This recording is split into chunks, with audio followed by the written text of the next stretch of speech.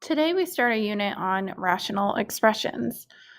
Rational expressions requires us to use a lot of knowledge about our factoring that we learned in Unit 4, and we practiced throughout various units since then. But if you need help with factoring, you really need to get ahead of that before we continue on in this unit. A rational algebraic expression is a quotient of two polynomials. Every simplified rational expression in one variable defines a rational function. The denominator can never be equal to 0. Therefore, the domain of any rational function would have to exclude all of the places where the denominator would be equal to 0. We will be practicing finding the domain of rational functions. We don't really look for the range of these functions much in Algebra 2. Our guideline steps for today in simplifying will be to factor the numerator and the denominator completely. Always factor first. After you factored, you can identify the domain, and you must identify the domain before you cancel out the greatest common factors.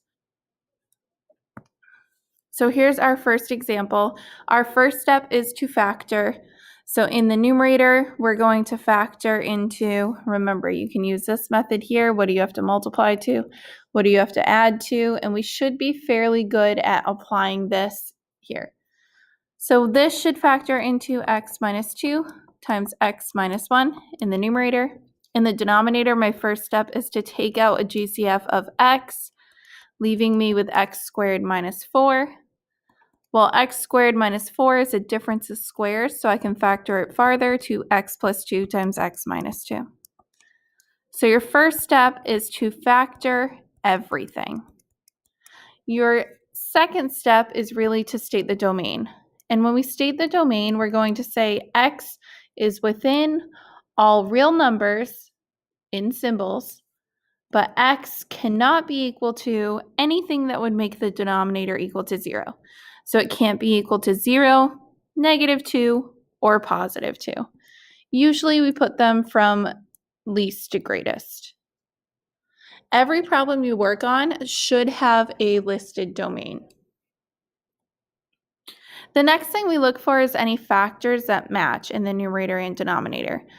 In my example, I see an x minus 2 factor in the numerator and the denominator, so those would cancel out.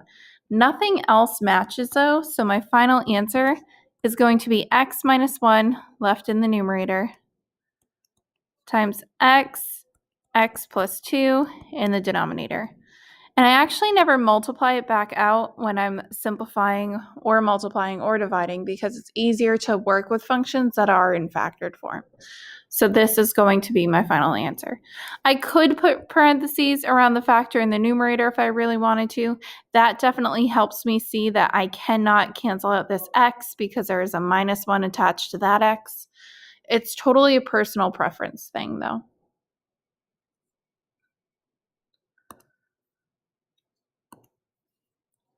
One thing you do have to be careful for is negative exponents. This does not look like a rational function, but if we take that negative exponent and move it to the denominator, making it positive, we are actually looking at this rational function.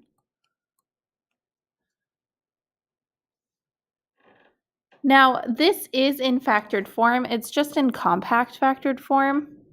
So if I were to write it out, I would have 2 factors of r minus 4 in the numerator and 3 factors of 4 minus r in the denominator. You don't want to multiply these out because then you'll just have to factor it again. If you multiply these out, you're causing more work for yourself. Because this is completely factored, we go off to the side, state our domain. In this case, we're talking about r. R would be within the set of all real numbers, but r cannot be equal to, in this case, only 4. 4 would be the only integer that makes our denominator equal 0. In first glance, there is nothing here that I can see to cancel out because the signs of r minus 4 and 4 minus r don't match. But I noticed that they're exactly opposite, and we do have a trick for that. I'm going to copy down my numerator and most of my denominator. But from the first factor, I'm going to factor out a -1. When I factor out a -1, this 4 becomes negative, and that r becomes positive. So I end up with the factor -4 plus r. Now, -4 plus r is the same as r minus 4, so now these can cancel out, leaving me with r minus 4 over -1 times 4 minus r times 4 minus r. I notice that there is another factor that is composed of complete opposites, so I can factor out a -1 from that one as well. And I can actually factor a -1 out of the one in the numerator. It doesn't matter which one you factor it out of. If they're exactly opposite, they should cancel out either way. So in my numerator, if I factor out a -1, I get -r plus 4. Well, -r plus 4 is the same as saying 4 minus r, so those are going to cancel out. -1 divided by -1, because now we have those here, is +1, leaving me with my final answer of 1 over 4 minus r.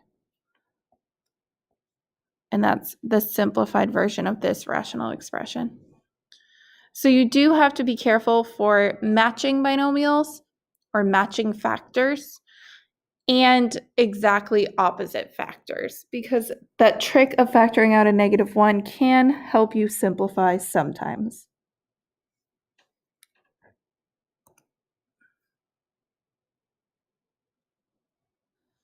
The skill we're really focusing on today is being able to multiply and divide rational functions. Simplifying will come into play at the end of all of these problems because we always want to write our rational expressions in simplest form. We have to remember our fraction rules with multiplying and dividing. And the first is when you multiply two fractions, you just multiply straight across. Again, no denominators equal to 0. And when you divide, you multiply by the reciprocal, or you keep, change, flip. And that is the basis of our work today. Once again, your first step when approaching a rational expression is to factor everything. After you have everything factored, you can state the domain. If you're dividing, you keep, change, flip, and then you check the domain after that. Then you multiply straight across and simplify in either method. We want to make sure our answers are in simplest form. That means no common factors, whether between numbers or variables or binomials. So here's our first example. The first thing I'm going to do is factor everything. If I were you, I would pause the video and make sure that you can get this complete factored form without any issues. Now that we have it completely factored, all numerators, all denominators, we state the domain. So here we start with the expression that x is within all real numbers. And we exclude values of x that would make any denominator equal to 0. So from the first denominator, we have 0, -3, and 3. So from the second denominator, we have -5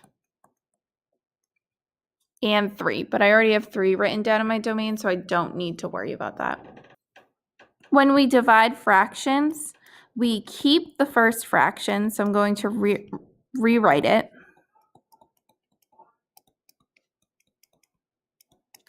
We change the sign to multiplication, and we flip the second fraction. At this point, we want to check that second fraction. Now that I've flipped it over, we're curious, are there any other x values we need to exclude from the domain? The answer is yes. X also cannot be -2 or +2 from that new domain. So I need to add it to my list from the domain. For division, you always have to check your domain twice. Because we're multiplying straight across, we don't actually have to write it as one big numerator and one big denominator before we start simplifying. We can kind of do two things at once here. We're looking for matching binomials or factors in the numerator and the denominator. Any place, either fraction. Here I see I have an x plus 2 in the numerator and 1 in the denominator, so I'm going to cancel those out.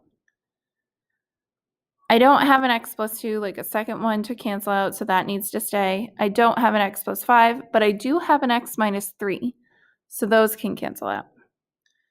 Therefore, my final answer is going to just be multiplying straight across whatever's not crossed out in the numerator over whatever's not crossed out in the denominator. And this is our final answer.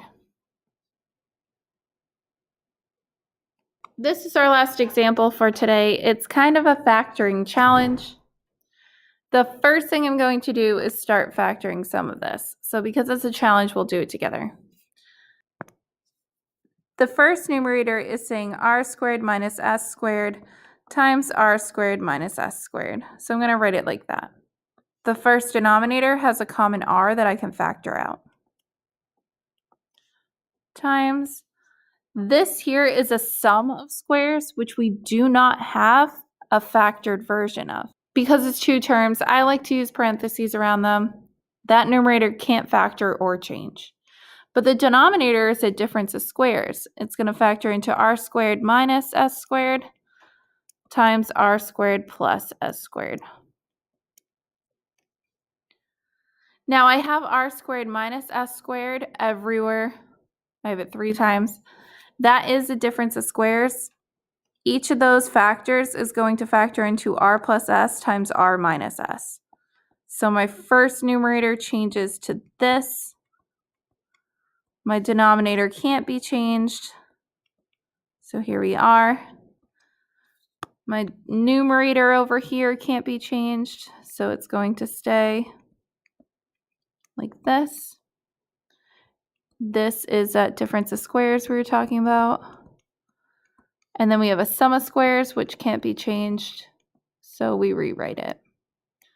And we're looking at the fully factored form of this rational expression here. Now the domain of this is going to be a little bit different.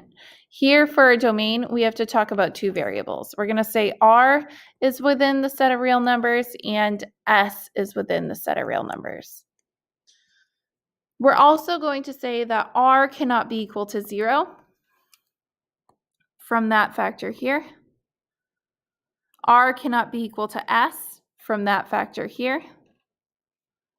And then r cannot be equal to negative s from that factor here. Because that is all the times where if r were any of those things, we would get a 0 in the denominator. We are at the point where we can start looking for common factors because we're multiplying. So we're looking for anything that matches in numerator and denominator. I have an r plus s here and an r plus s here. I have an r minus s here and an r minus s here. I don't have a second r plus s, but I do have a second r minus s. And then this sum of squares matches in numerator and denominator. So my final answer takes anything that's not crossed out in the numerator, r plus s, and puts it over anything not crossed out in the denominator. And that will be my final answer. I can't simplify that r because in the numerator, r is being added to s, but in the denominator, it's not. With the parentheses, it's really clear to see that that's a different factor in the numerator and the denominator. In this unit, you will need a lot of practice, so if you're a little confused, that's okay. Try your best on your homework and make sure you ask me questions when they come up.